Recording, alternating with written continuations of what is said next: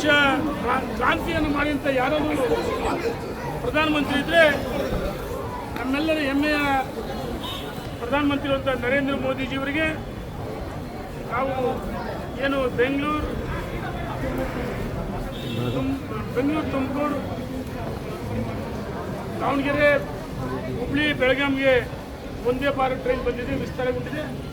ನಾವು ದಾವಣಗೆರೆ ಜಿಲ್ಲೆ ಜನತೆ ಪರವಾಗಿ ಅಭಿನಂದನೆ ಸಲ್ಲಿಸ್ತಾ ಇದ್ದೀವಿ.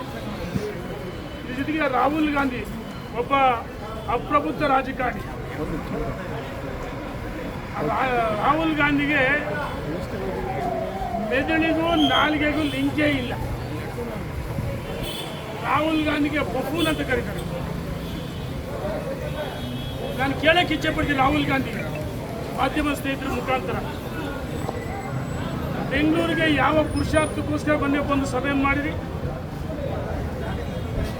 ಏನು ಆಟಮ್ ಬಾಂಬ್ ಇದೆ, ಎಲ್ಲಿ ಸಿಡಿಸಿದ್ರಿ?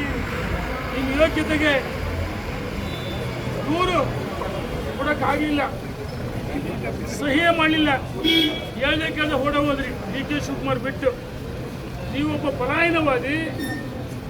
ಸನ್ಮಾನ್ಯ ರಾಹುಲ್ ಗಾಂಧಿಯವರೇ, ಇದೇ ರೀತಿ ಮಾಡಿದರೆ ನಿಮ್ಮ ಅಡ್ರೆಸ್ ಇರೋಲ್ಲ.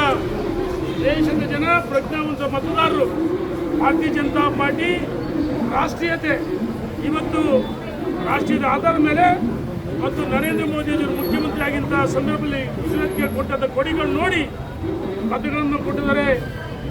ಆಯಿತು, ನಾನು ಕೇಳೋಕ್ಕೆ ಇಚ್ಛೆ ಪಡ್ತೀನಿ, ನಿಮ್ಮ ಲೋಕಸಭಾ ಸದಸ್ಯರು ಆಯ್ಕೆ ಆದ್ರಲ್ಲ, ಅವಾಗ ಮತಗಳ ಥರ ಆಗಲಿಲ್ವಾ?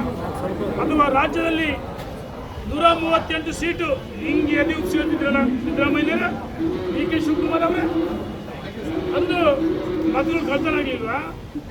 ನಾನು ಕೇಳೋಕ್ಕೆ ಇಚ್ಛೆ ಪಡ್ತೀನಿ, ರಾಹುಲ್ ಗಾಂಧಿಯವರೇ, ಈ ರೀತಿ ಅನಗತ್ಯವಾಗಿ ಸಾಂವಿಧಾನಿಕ ಸಂಸ್ಥೆಗಳ ಮೇಲೆ ಆರೋಪ ಮಾಡಬಾರ್ದು. ಕೇವಲ ಚುನಾವಣೆ ಆಯೋಗ ಅಷ್ಟೇ ಅಲ್ಲ, ಈ ದೇಶದ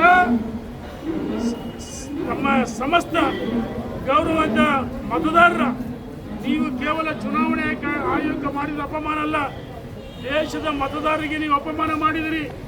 ನೀವು ಕ್ಷಮೆ ಇಲ್ಲಿ ಕೇಳಬೇಕಂತೇಳಿ ನಾನು ಒತ್ತಾಯವನ್ನು ಮಾಡ್ತೀನಿ. ರಾಹುಲ್ ಗಾಂಧಿಗೆ ಎಚ್ಚರಿಕೆ